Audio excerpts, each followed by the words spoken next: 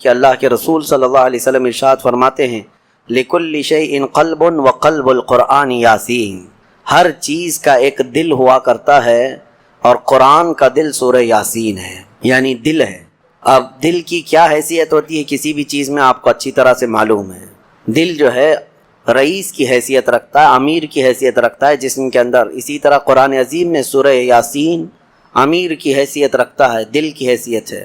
اس کے پڑھنے کے جو فضائل آئے ہیں وہ بہت سارے ہیں۔ مرقات المفاتیح شرح مشکات میں یہ روایت ہے، فرمایا حضرت انس رضی اللہ تعالیٰ عنہ سے روایت ہے کہ رسول کریم صلی اللہ تعالیٰ علیہ وسلم نے ارشاد فرمایا ہر چیز کا ایک دل ہوتا ہے اور قرآن کا دل سورہ یاسین ہے۔ اور حضرت عطا بن ابی رباح رضی اللہ تعالیٰ عنہ ایک مشہور جلیل القدر تابعی ہیں، وہ فرماتے ہیں کہ رسول کریم صلی اللہ تعالیٰ علیہ وسلم سے ہم تک یہ خبر پہنچی ہے کہ جس نے سورہ یاسین ایک بار پڑھا اسے 10 بار پورا قرآن ختم کرنے کا ثواب دیا جاتا ہے، یاسین پاک کے سلسلے میں فرمایا۔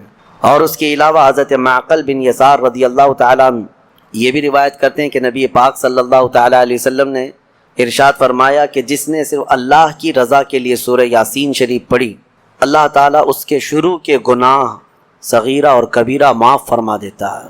صرف اللہ کی رضا کے لیے سورہ یاسین پڑھیں۔ اس کی فضیلتوں میں تو بہت ساری چیزیں ہیں۔ فرمایا گیا کہ اگر آدمی راستہ بھٹک جائے کہیں جنگل میں تو سورہ یاسین پڑھ لے، اللہ اسے راستہ عطا کر دے گا۔ اور اگر بہت شدت کی بھوک ہے اور کھانے کو کچھ نہیں ملتا، اس کو ایسی جگہ پر ہے، وہ سورہ یاسین پڑھے، اس کے لیے دوا بھی ہے، غذا بھی ہے اور شفا بھی ہے۔ سورہ یاسین پیٹ بھر دیا کرتی ہے، اس کے اندر اللہ تعالیٰ نے یہ اثر رکھا ہے۔ اور پھر یہ حدیث حضرت ابو ہریرہ رضی اللہ تعالیٰ عنہ سے فرمایا جو سورہ یاسین رات کو پڑھ کر کے سوئے گا، اگر اس رات یا صبح اٹھنے سے پہلے اس کا انتقال ہوا تو اس کو شہیدوں میں اٹھایا جائے گا، ہاں اس کی بخشش ہو چکی ہوگی۔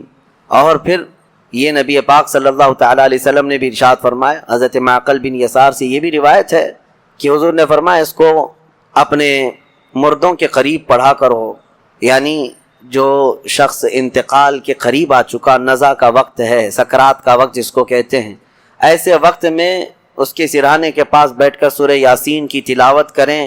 یہ روایت کئی احادیث میں ہے، امام احمد نے، حضرت یہ ابو داؤد نے، نسائی نے، ابن ماجہ نے، سب نے اس کو روایت کیا۔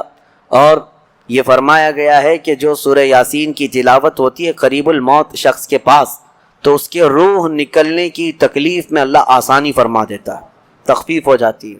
ایک عجیب و غریب حکایت ملتی ہے، امام احمد بن حنبل رضی اللہ تعالیٰ مشہور اماموں میں سے ایک ہے، محدث جلیل جن کو 5 لاکھ حدیثیں یاد تھیں، آپ کی طرف سے یہ بات منسوب ہے اور فرمایا آپ نے کہ آپ کا آخری وقت تھا، لوگ عیادت کے لیے آ گئے، تیمارداری بھی ہوتی رہی، آخری وقت تھا، نزع کا وقت تھا۔ اور ایک بات میں آپ کو بتا دوں، جو نزع میں جاتا ہے پھر وہ واپس نہیں پلٹتا، لیکن اللہ تعالیٰ جسے چاہے موت کے منہ سے بھی نکالے اور قبر سے بھی زندہ کرے۔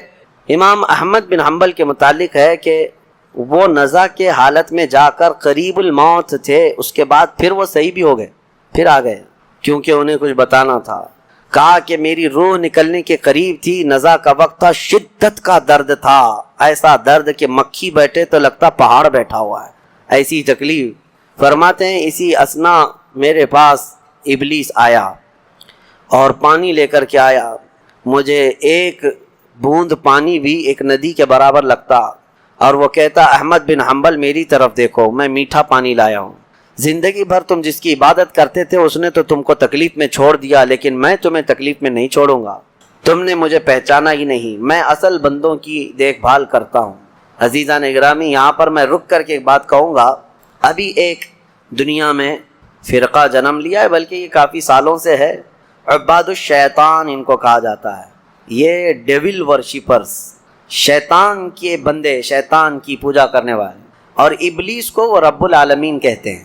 وہ کہتے ہیں اصل جو چیز ہے وہ ابلیس ہی ہے، تم لوگ سب جو ہے جس کو خدا کہہ رہے وہ خدا ہے نہیں، شیطان جو ہے وہ اصل خدا ہے۔ الومناتی کا پورا نظام اسی پر جمع ہوا ہے، اگرچہ اس کو سیکریٹ اور خفیہ کہتے ہیں، کوئی چیز سیکریٹ اور خفیہ نہیں، اوپنلی بہت ساری چیزیں ان کی ہوتی ہیں، لیکن وہ ہر ایک کے دماغ میں یہ ڈالنا چاہتے ہیں کہ اصل خدا یہ ابلیس ہے، شیطان ہے، تم نے نام اس کا شیطان رکھا ہے، اصل میں وہ رب العالمین ہے، نعوذ باللہ۔ اگر ان لوگوں سے پوچھیں جو الومناتی کا عقیدہ رکھتے ہیں یا ان کی ہاں میں ہاں بھرتے ہیں یا پھر ان کے آگے پیچھے بھاگتے ہیں دولت کو دیکھ کر کے، وہ کہتے ہیں ہم کو دنیا میں جو چاہیے وہ سب ہمیں ابلیس دے دیتا ہے، تو خدا تو یہی ہے، وہ ہمارے ساتھ ساتھ ہے، ہر گھڑی ہے۔ دیکھو تمہاری حدیثوں میں لکھا ہوا ہے کہ تمہارے خون کے ساتھ دوڑتا ہے شیطان، تو خدا تو وہی ہے جو اپنے ہر بندے کے ساتھ ہوتا ہے۔ بڑے عجیب و غریب دلائل ان کے پاس ہے شیطان کے متعلق۔ اللہ تبارک و تعالی حفاظت فرمائے۔ میں آتا ہوں، ہم نے سورہ یاسین میں بھی آج تلاوت کیا ہے کہ اللہ تعالیٰ نے قیامت کے دن یوں فرمائے گا اللہ وَامْتَازُوا الْيَوْمَ أَيُّهَا الْمُجْرِمُونَ، اے فرشتوں آج مجرموں کو الگ کر دو، ان کی پہچان الگ بنا دو۔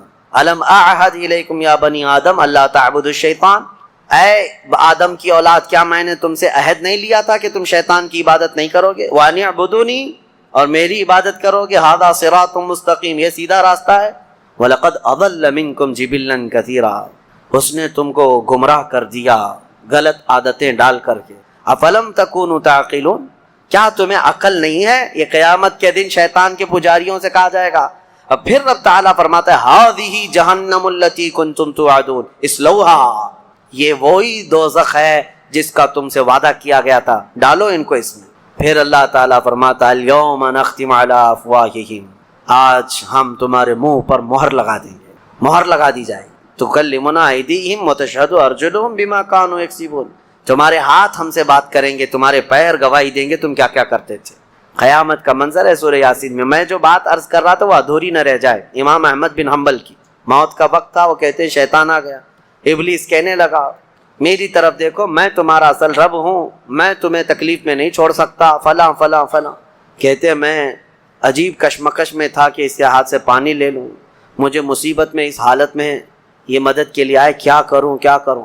گمراہی نزع کے وقت بڑے بڑے لوگوں کا ایمان چلا جاتا ہے۔ امام احمد بن حنبل کہتے ہیں بچنا تو چاہ رہا تھا لیکن میری طاقت نہیں تھی کہ اس کو بھگاؤں کسی طرح۔ اچانک ایک خوبصورت نوجوان آیا سفید لباس میں، آتے ہی اس نے گھونسے مارنا شروع کیا ابلیس کو، اور ابلیس اتنی تیز بھاگا کہ پیٹ پھیر کر بھاگتا چلا گیا۔ امام احمد بن حنبل کہتے ہیں میں اس نوجوان سے پوچھا کہ تو مجھے ابلیس سے بچا لیا اس وقت نزع کے وقت میں، تو کون ہے؟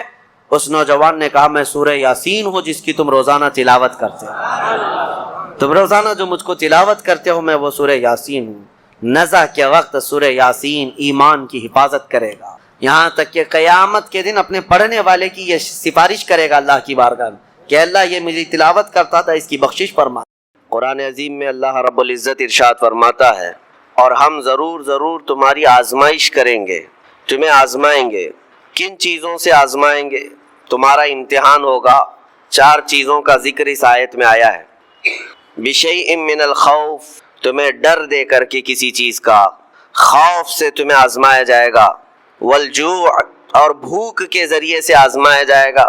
وَنَقْصٍ مِّنَ الْأَمْوَالِ، اور مال کی کمی کے ذریعے سے تمہیں آزمایا جائے گا، مال گھٹ جائے گا، فاقہ ہوگا، اس طرح سے تمہیں آزمایا جائے گا۔ وَالْأَنفُسِ وَالثَّمَرَاتِ، اور کچھ جانوں کے ذریعے سے تمہاری آزمائش ہوگی۔ جانوں سے مراد کیا ہے؟ کسی عزیز کی جان چلی جائے گی تمہارے آنکھوں کے سامنے، تمہارے گھر والوں کی موت تمہارے لیے بڑی آزمائش ہے، تمہارے لیے ایک بڑا امتحان ہے۔ اور پھر اخیر میں رب تبارک و تعالیٰ ارشاد فرماتا ہے وَبَشِّرِ الصَّابِرِينَ الَّذِينَ إِذَا أَصَابَتْهُمْ مُصِيبَةٌ قَالُوا إِنَّا لِلَّهِ وَإِنَّا إِلَيْهِ رَاجِعُونَ، اے رسول ان لوگوں کو بشارت دے دیں۔ کن لوگوں کو؟ ان لوگوں کو بشارت دے دیں جن کے پاس مصیبت آتی ہے تو یوں کہتے ہیں ہم اللہ ہی کے ہیں اور اللہ ہی کی طرف لوٹنے والے۔ مصیبتوں کے وقت جنہوں نے کہا انا للہ و انا الیہ راجعون، رب تعالیٰ فرماتا ہے رسول انہیں بشارت دے دیجیے۔ کس بات کی بشارت؟ کس بات کی خوشخبری؟ اولئک علیہم صلوات من ربہم ورحمہ واولئک هم المہتدون۔ اللہ فرماتا ہے یہ وہ لوگ ہیں جن پر ہمیشہ اللہ کی رحمتیں اترتی ہیں۔ جنہوں نے انا للہ و انا الیہ راجعون کہا، یہ وہ لوگ ہیں جن پر اللہ تبارک و تعالیٰ کی طرف سے ہر وقت رحمتیں اترتی ہیں، اور یہی لوگ ہدایت پائے ہوئے ہیں، یہی لوگ ہدایت والے لوگ ہیں۔ اس پوری آیت کے اعتبار سے اگر میں آپ کو بتاؤں تو پتہ ہی چلے گا ریزلٹ اس کا یہ ہے کہ مصیبتوں کے وقت صبر کرنا یہ ہدایت ہے۔ ہدایت اگر آپ ہدایت پر ہیں یا نہیں یہ دیکھنے کے لیے مصیبتوں کے وقت ہی آپ کو دیکھا جائے گا۔ گھر میں کسی کا انتقال ہو جائے اور پھر دیکھا جائے گا کہ تمہاری زبان سے الفاظ کیا کیا نکلتے ہیں، تم شکایتیں کن کن باتوں کی کرتے ہو، پھر دیکھا جائے گا ہدایت پر ہو یا گمراہ ہو۔ ایک روایت میں یہ بھی ہے کہ جب کسی کے بچے کا یا کسی کے بھائی کا یا باپ کا انتقال ہوتا ہے گھر میں، تو جنازہ اٹھانے سے پہلے ہی وہاں ایک فرشتہ آتا ہے۔ وہ فرشتہ گھر والوں کا معائنہ کر رہا ہوتا ہے کہ کون کون کیا کیا کہہ رہا ہے۔ رب ذوالجلال ہر چیز کی خبر رکھتا ہے، لیکن فرشتوں کو اسباب بنایا گیا ہے اور گواہ بنانے کے لیے انہیں یہ ڈیوٹی دی جاتی ہے۔ ہر ایک کی زبان سے جو نکلے ہوئے الفاظ وہ سنتا ہے اور جا کر کے رب تعالیٰ کی بارگاہ میں عرض کرتا ہے۔ اللہ تعالیٰ پوچھتا ہے کہ میں نے فلاں کے گھر سے ایک جان لے لی، ان کا عزیز بیٹا چلا گیا، بھائی چلا گیا، ماں چلی گئی، وہ لوگ میرے بارے میں کیا کہہ رہے تھے؟ فرشتہ کہتا ہے اے رب ذوالجلال، ان لوگوں کے زبان پر شکر کے الفاظ تھے، وَإِنَّا لِلَّهِ وَإِنَّا إِلَيْهِ راجعون کہہ رہے تھے، اور وہ صبر کر رہے تھے۔ میں نے گھر والوں کے سب حالات دیکھے۔ اللہ تعالیٰ فرماتا ہے اے میرے فرشتے تو گواہ رہنا، میں نے ان سے جو چیز لیا ہے اس سے کئی گنا زیادہ نعمت انہیں عطا کروں گا، اس سے بہتر نسل انہیں دی جائے گی، اور ان کے غم آج جتنے ہیں اس سے کئی گنا زیادہ خوشیاں میں انہیں جنت کی عطا کروں گا جنہوں نے میری دی ہوئی مصیبت پر صبر کیا۔ اور کوئی گھر ایسا ہوگا جس گھر سے فرشتہ جا کر کہے گا کہ مولا اس گھر والے تو بے قابو تھے، جو منہ میں آیا بکے جا رہے تھے، وہ تو یوں کہہ رہے تھے کہ اللہ کو کیا ہمارا ہی گھر ملا، ہمارا ہی بچہ جانے کو تھا، ہمارے ہی گھر میں یہ آفت آنے کو تھی۔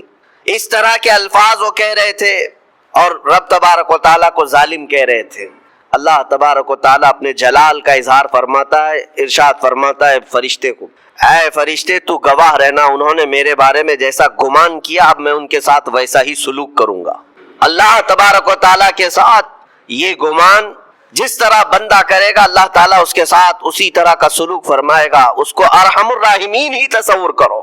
ہمیشہ رب تبارک و تعالیٰ مہربان ہے اور مہربان ہی اس کی طرف گمان کرنا بھی چاہیے مومن کو۔ انشاءاللہ العزیز مہربانی ہوگی اور بلکہ دلوں کا قرار اور سکون بھی رب تعالیٰ ہی عطا کرتا ہے۔ اے میرے عزیزو، یہ تمہیدی باتوں کے بعد میں اب عرض کرنا چاہتا ہوں، محرم الحرام کے مہینے میں کربلا کے واقعات سنتے ہی رہتے ہیں۔ میرے عزیزو، ہم بچپن سے لے کر اب تک ہر سال کربلا میں ہونے والے عظیم حادثے کو سنتے بھی آ رہے ہیں۔ 14 صدیاں گزر جانے کے بعد بھی اس واقعے کو یاد کرتے ہیں تو آنکھیں بھیگ جاتی ہیں۔ اس میدان میں، وہاں کے ریگزاروں میں رسول کریم صلی اللہ تعالیٰ علیہ وسلم کے اہل بیت کا جو امتحان تھا وہ کتنا سخت تھا، کتنا کٹھن تھا۔ کسی ایک کے ساتھ کوئی معاملہ ہو جائے تو سمجھ میں آئے، امام عالی مقام سید الشہداء امام حسین رضی اللہ تعالیٰ عنہ کو کتنا بڑا امتحان دینا پڑا ہوگا۔ ایک نہیں، اپنے خاندان کی 29 لاشیں انہوں نے اٹھائی ایک دن کے اندر، اپنے خاندان کی، پھر دوسرے ان کے اصحاب اور رسول اللہ کے صحابہ بھی اس میں موجود ہیں اور دوسروں کے بچے بھی اس میں موجود ہیں۔ کل ملا کر 72 لوگوں کی وہاں پر جانیں گئی ہیں، شہادت کا جام انہوں نے نوش کیا ہے، لیکن ہر گھڑی امام حسین ہر موت کو دیکھتے رہے۔ آج کبھی تصور کرنا ہمارے گھر میں کسی ایک فرد کا انتقال ہو جائے تو گھر پورا عجیب سا ہو جاتا ہے، پورے گھر کا سکون غارت ختم ہو جاتا ہے۔ ہم میں سے کوئی کھانا پینا نہیں چاہتا، ہمارے باپ کا انتقال ہو یا بیٹے کا انتقال ہو یا بھائی یا ماں کا انتقال ہو، لیکن امام حسین کی وہ بات مجھے یاد آتی ہے جب اپنے جوان بیٹے علی اکبر کی لاش پر گھوڑے دوڑتے ہوئے بھی دیکھ رہے تھے۔ اپنے سگے بھتیجے امام قاسم کا سر الگ کر دیا تھا یزیدیوں نے اور اس سر کو اپنی گود میں رکھ کر کے بیٹھے ہوئے تھے۔ اپنے سگے بھائی حضرت عباس علمبردار کے، ان کے آنکھوں کے سامنے دونوں ہاتھ کاٹے گئے تھے اور حضرت عباس کے سینے میں نیزہ مار کر کے انہیں گرایا گیا تھا۔ اتنا ہی نہیں میرے عزیزو، امام حسین اس خونی منظر کو اپنی آنکھوں سے دیکھیں جب 6 ماہ کے علی اصغر کو لے کر پانی طلب کرنے گئے تھے تو یزیدیوں نے گلے پر تیر ایسا لگایا تھا کہ خون کا فوارہ مولا حسین کے چہرے پر آ کر لگ گیا۔ پورے کربلا کے واقعات پڑھنے کے بعد میں نے محسوس کیا اتنے پورے واقعے گزر جانے کے بعد بھی ایک چیز کربلا میں نہیں ہوئی، باقی سب آفتیں آئی ہیں، ایک چیز نہیں ہوئی، وہ کیا ہے؟ امام حسین کے زبان سے کوئی شکایت نہیں ہوئی، کوئی شکوہ نہیں تھا، یہ نہیں تھا کہ سارے بجلیاں ہم پر گر پڑی ہیں، اس خاندان کا کون ہے؟ سوائے زین العابدین کے اس پورے خاندان میں کوئی مرد باقی نہیں رہا، پورے خاندان کے بچوں کو، ان کے بڑے مردوں کو، سب کو وہاں پر شہید کر دیا گیا تھا۔ میں عرض تو کر رہا ہوں، ایک خاندان کے 29 لوگوں کی لاشیں میدان میں پڑی ہوں، وہ کیسا منظر ہے؟ ایک تو میں امام حسین کے صبر کو دیکھتا ہوں۔ اللہ تعالیٰ نے فرمایا آیت کریمہ میں کہ ہم تمہیں آزمائیں گے، آزمائش کریں گے، کچھ جانیں لے کر کے، لیکن میں سمجھتا ہوں اتنی بڑی آزمائش کہ ایک ہی دن میں ایک ہی خاندان سے 29 لوگوں کی جانیں گئی، وہ اس سے بڑی آزمائش ہوگی؟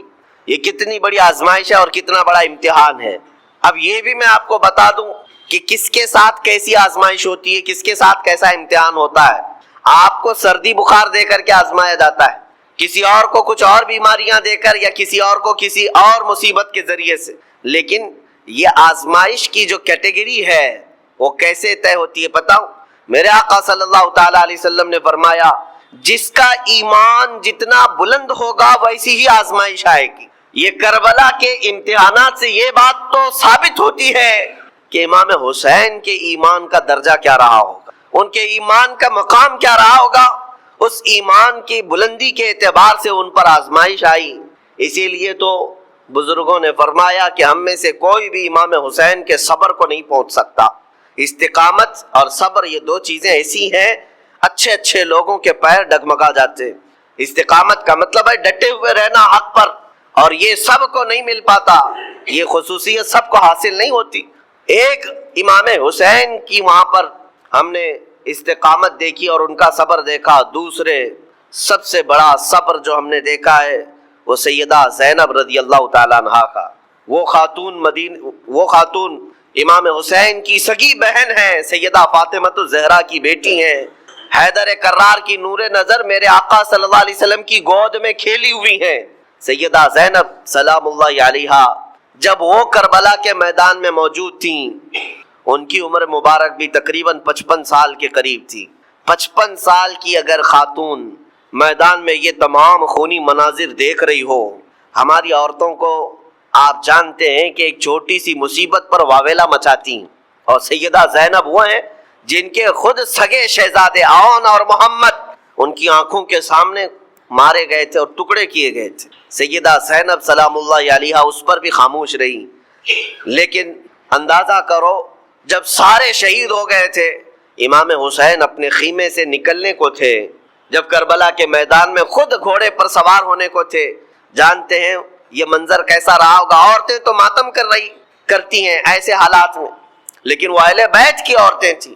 سیدہ زینب خود کھڑی ہوئی اور اپنے خیمے میں امام حسین کو لے گئی۔ ایک صندوق تھا پرانا، اس کو کھول کر کے اس میں سے ایک جبہ نکالا اور کہا میری ماں نے مجھے یہ وصیت کی تھی کہ جب حسین میدان میں اترنے کی اس کی باری آئے تو اس دن ہو سکتا ہے وہ مجھے یاد کرے۔ زینب اگر تو اس دن باقی رہے، تو اس دن زندہ رہے تو اپنے ہاتھوں سے یہ حسین کو جبہ پہنانا۔ سیدہ زینب سلام اللہ علیہا انہوں نے خود اپنے ہاتھوں سے امام حسین کو یہ لباس پہنایا۔ کیا اس مقام پر کوئی اتنی طاقت رکھتا ہے کہ پورا گھر لٹ گیا ہو اور اپنے سگے بھائی کو جبہ پہنا کر کسی شادی میں نہیں، پھر جنگ کے میدان میں اتار رہے ہو؟ اس خاتون کے استقامت پر لاکھوں سلام۔ سیدہ زینب سلام اللہ علیہا وہ معمولی خاتون نہیں ہے، صبر کا پہاڑ تھی۔ میں آپ کو بتاؤں، مصیبت کے وقت ایک بار کسی کا قتل ہو جائے تو وہ ایک موت ہے، لیکن یہاں پر کربلا کے میدان میں سیدہ زینب جتنی موتیں دیکھ رہی تھی، ہر موت پر ایک موت کی تکلیف ہے، ہر موت پر ایک موت کی تکلیف، لیکن وہ صابرہ و شاکرہ رہیں۔ پوری تاریخ میں ڈھونڈ کر کے آپ نکالیں، کہیں پر بھی سیدہ زینب نے نہ اپنے بال نوچے، نہ کپڑے پھاڑے، نہ چہرے پر ہاتھ مارا، بلکہ ایسا صبر کا دامن پکڑی رہیں کہ پوری زندگی بھر انہوں نے صبر کی تلقین کی تمام خواتین کو۔ گھر لٹانا، گھر کٹانا، کوئی سر کٹانا کوئی تم سے سیکھ جائے، جان عالم ہو فدا اے خاندان اہل بیت۔ امام زمن فاضل بریلوی رحمۃ اللہ علیہ نے فرمایا ہے، سر کٹانا گھر لٹانا کوئی تم سے سیکھ جائے، جان عالم ہو فدا اے خاندان اہل بیت۔ عزیزان گرامی وقار، یہاں پر ان حالات کے بعد میں آپ کو ایک بات ضرور کہنا چاہوں گا، مصیبتیں ہمارے گھر بھی آتی ہیں، آفتیں تکلیفیں ہمارے گھر بھی آتی ہیں، لیکن کیا ہم ان مصیبتوں کا سامنا کرتے ہیں، استقبال کرتے ہیں؟ نبی اکرم صلی اللہ تعالیٰ علیہ وسلم نے تو ارشاد فرمایا، مومن کو جب مصیبت آتی ہے تو اس کے لیے وہ نعمت ہے، دو چیزوں میں سے ایک چیز ہوگی اس کے ساتھ، اگر بخار بھی آئے، میرے آقا فرماتے ہیں اگر بخار بھی آیا ہے تو دو باتوں میں سے ایک بات ہوگی اس کے ساتھ، یا تو رب تبارک و تعالیٰ اس کے گناہ معاف کرے گا یا تو اس کے درجے کو بلند کرے گا۔ مصیبت اگر آئے تو ایک بات یاد رکھنا، رب تبارک و تعالیٰ اپنے محبوب بندوں کو، پسندیدہ بندوں کو آزمائش میں ڈالتا ہے، ورنہ جو لوگ یہ سمجھتے کبھی طبیعت خراب ہی نہیں ہونا چاہیے تو فرعون بن جاتے ہیں ایسے لوگ۔ فرعون کو 90 سال تک نہ کبھی سردی آئی نہ بخار، کبھی کوئی بیماری نہیں، اور جب بندہ کبھی بیمار نہیں ہوتا تو اپنے آپ کو خدا تصور کرنے لگ جاتا ہے، میں تو دنیا کا سب سے مضبوط آدمی ہوں، مجھے کچھ نہیں ہوتا۔ لیکن مصیبتیں دے کر کے رب تبارک و تعالیٰ تمہیں تمہاری حقیقت بھی بتاتا ہے، اور انسان کو انسان کی لمٹ میں رہنا سکھایا جاتا ہے۔ تمہاری حیثیت صرف اتنی ہے کہ اگر نس رک گئی، دل کی دھڑکنیں ایک آن کے لیے اگر رک گئی تو سب ختم ہے۔ اس لیے تمہیں رب تبارک و تعالیٰ کے حضور جانا ہی ہے تو صبر بھی سیکھو اور شکر بھی سیکھو۔ آج مصیبتیں اور آفتیں آتی ہیں تو واویلا کرنے والوں کے لیے میرا میسج ہے، اللہ تبارک و تعالیٰ تمہاری ہر بات کو دیکھ رہا ہے، تمہارے چیخنے سے، چلانے سے، تمہاری شکایت کرنے سے گئے ہوئے آدمی کی جان واپس تو نہیں آنی ہے۔ تمہارا عزیز ترین بھائی مر گیا، تم جس سے سب سے زیادہ پیار کرتے تھے وہ بیٹا انتقال کر گیا، مجھے بتاؤ تم 10 لوگوں میں چیخو گے، چلاؤ گے، رب تعالیٰ کے حضور بری بری باتیں بھی کرو گے تو کیا وہ گئی ہوئی جان واپس آ سکتی ہے؟ میرے عزیزو، یہ وہ حکومت نہیں ہے کہ تمہارا احتجاج کرنے پر قانون واپس لے لیا جائے، تمہارے سب مل کر کے پروٹیسٹ کرنے سے حکومتیں اپنے فیصلے واپس لے سکتی ہیں، لیکن وہ رب ذوالجلال شہنشاہ اعظم کا قانون ہے، وہاں نبیوں کی بھی جو روح لی گئی، وہاں پر اللہ تبارک و تعالیٰ نے اپنے محبوب نبیوں کی بھی روح کو قبض کرنے کا حکم